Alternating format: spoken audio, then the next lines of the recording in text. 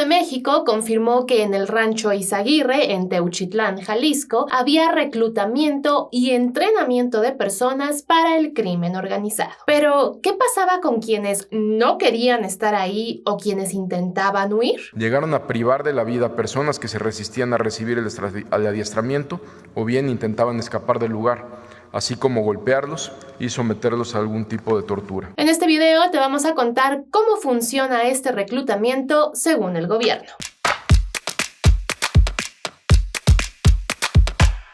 Después del hallazgo del rancho Izaguirre y todo lo que ha pasado en las últimas semanas, este fin de semana pasado fueron detenidos 4 hombres que están relacionados con el reclutamiento forzado en Teuchitlán, Jalisco. Por un lado, fueron detenidos José S. y Gabriel N., quienes fueron policías del municipio de Tala, Jalisco, y están presuntamente relacionados con el caso Teuchitlán. Según lo que ha informado la Fiscalía de Jalisco, Gabriel tiene 22 años y ya era investigado por la desaparición forzada de un hombre quien estuvo secuestrado en el rancho Izaguirre. Pero seguramente se están preguntando cómo es esto posible. Bueno, es que este hombre del que habla la Fiscalía de Jalisco en su comunicado fue una de las 2 personas que fueron rescatadas de ese lugar en septiembre de 2024. Si recuerdan, en este caso, antes de que entrara el colectivo de personas buscadoras en marzo de 2025, en septiembre del año pasado habían entrado elementos de seguridad nacional.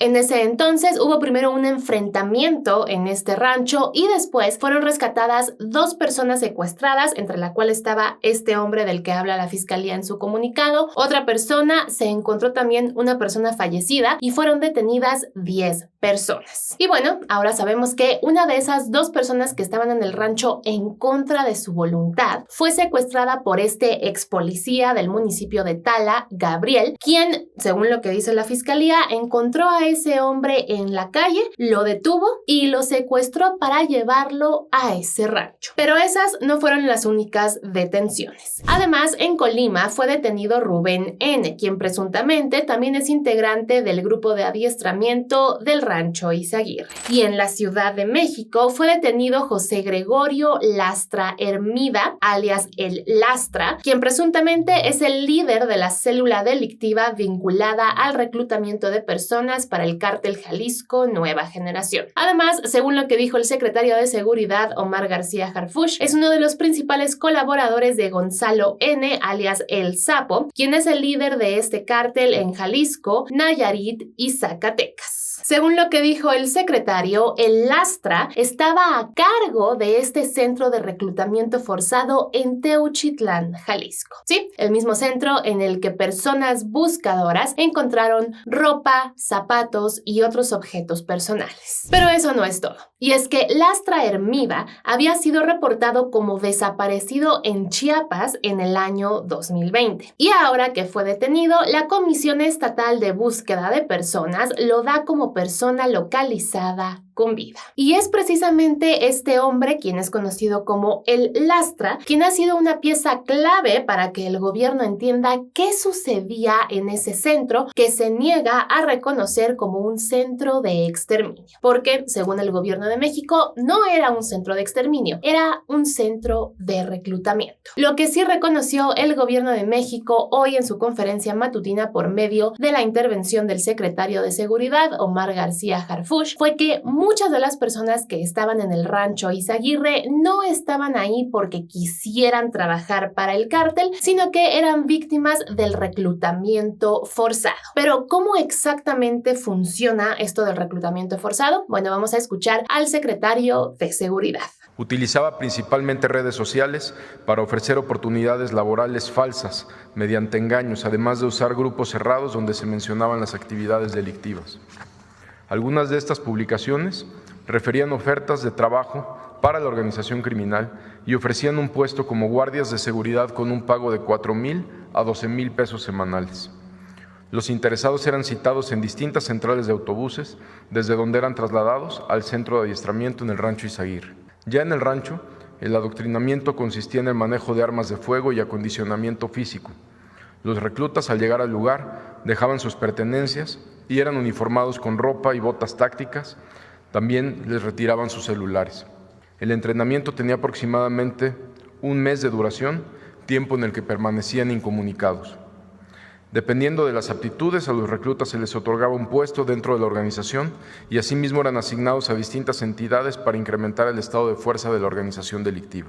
De acuerdo con el testimonio del detenido, llegaron a privar de la vida a personas que se resistían a recibir el adiestramiento o bien intentaban escapar del lugar. Además, el funcionario dijo que el lastra también es el probable responsable del secuestro de 2 estudiantes de Jalisco en junio del año 2024 y que el 10 de marzo de este año se reunió con el Sapo en Puerto Vallarta, quien le dijo que se tenía que ir a esconder a un municipio de Jalisco y de ahí se fue a la Ciudad de México para seguirse escondiendo. Finalmente, como ahora sabemos, el gobierno de México lo detuvo el 22 de marzo pasado. Y además de decirnos que muchas veces el reclutamiento forzado funciona por medio de estas ofertas falsas de trabajo en las que probablemente los cárteles ofrecen un trabajo como guardia de seguridad, pero no dicen exactamente para qué y entonces la gente va al lugar de la cita y resulta que son secuestrados, incomunicados y forzados a entrenar para ser parte de un grupo delictivo. El secretario de Seguridad también dijo que esta investigación llevó al gobierno a identificar algunas cuentas en redes sociales que publican este tipo de anuncios. Pueden ser anuncios que engañan a la persona y le hagan pensar que va a otro tipo de trabajo o bien anuncios en los cuales se dice directamente para qué es este trabajo. Vamos a escuchar de nuevo al secretario de Seguridad. Lo que permitió dar de baja 39 páginas de reclutamiento en diferentes plataformas. Esta revisión a distintas plataformas continúa, así como la solicitud de baja de muchas páginas más. A pesar de esto, una búsqueda rápida en redes sociales es suficiente para saber que muchas de estas cuentas siguen activas hoy en día y todavía están publicando este tipo de ofertas de trabajo. Esta es la parte que informó el gobierno de México hoy, 24 de marzo, sobre cómo funciona el reclutamiento forzado para grupos del crimen organizado. Pero es muy importante que no olvidemos que no todas las personas llegan así a estos centros de reclutamiento, como los llamó el gobierno de México. Y es que otras personas también llegan secuestradas por las propias autoridades. Esto lo podemos ver con el caso del policía del municipio de Tala, del cual ya informó la Fiscalía de Jalisco. En su comunicado dice que Gabriel N. era reclutador para ese grupo delictivo. Además, en 2024, la misma Fiscalía había identificado a Emanuel A., otro policía, como partícipe del secuestro de esa misma persona.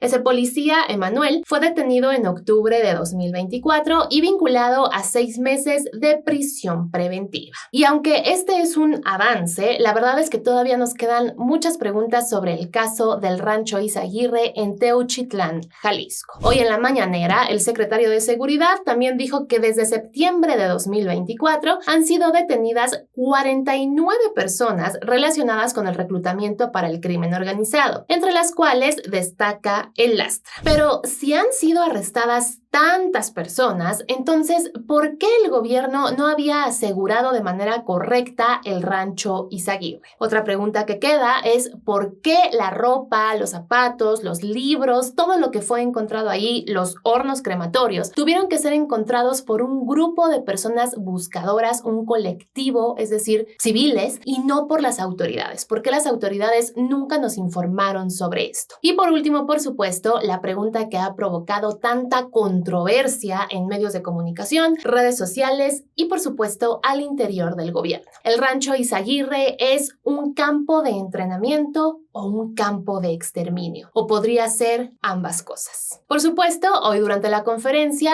la presidenta le preguntó al secretario de Seguridad si ellos habían encontrado algún indicio de restos humanos ahí, y esto fue lo que le contestó. Y le pregunto a Omar, sí, la pregunta es si hay restos humanos en el predio. Omar. La Fiscalía General de la República va a determinar exactamente si hay restos. Nosotros no lo tenemos confirmado. Lo que sí es en la primera operación que hizo la Secretaría de la Defensa Nacional, junto con la Guardia Nacional, que había un cuerpo y donde se detuvieron a 10 personas.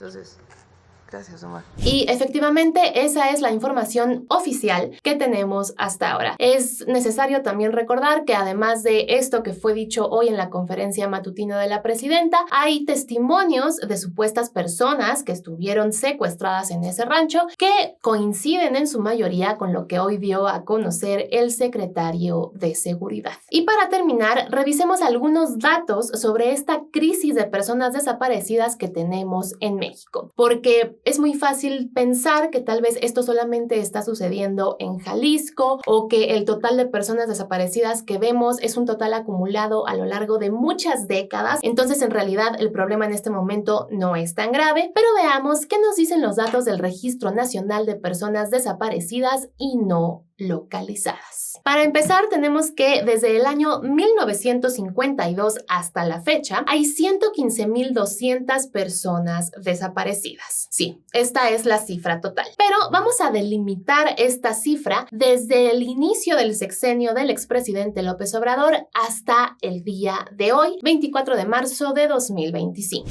Con esto vemos que desde el 1 de diciembre de 2018 hasta la fecha, el registro es de 55.803 personas desaparecidas, es decir, casi la mitad del registro total desde 1952. Y a nivel estatal, vemos que Jalisco está en el primer lugar en este periodo, con 6.422 personas desaparecidas en poco más de 6 años y 3 meses. Este registro, desafortunadamente, cambia constantemente. Tú puedes consultarlo en el enlace que te estamos dejando en la descripción de este video. Es el enlace al registro oficial del Gobierno de México y probablemente cuando lo consultes los datos ya habrán aumentado porque generalmente eso es lo que sucede. Eso no quiere decir que los datos que te estamos presentando son incorrectos, simplemente que vivimos en un país en donde lamentablemente son reportadas personas desaparecidas todo el tiempo. Y con esto llegamos al final del video. Esta es la actualización sobre el caso Teuchitlán. Por supuesto, conforme haya más información, te la vamos a dar a conocer en este canal. Si llegaste hasta el final de este video, muchas gracias por acompañarnos y nos vemos muy pronto con un video nuevo.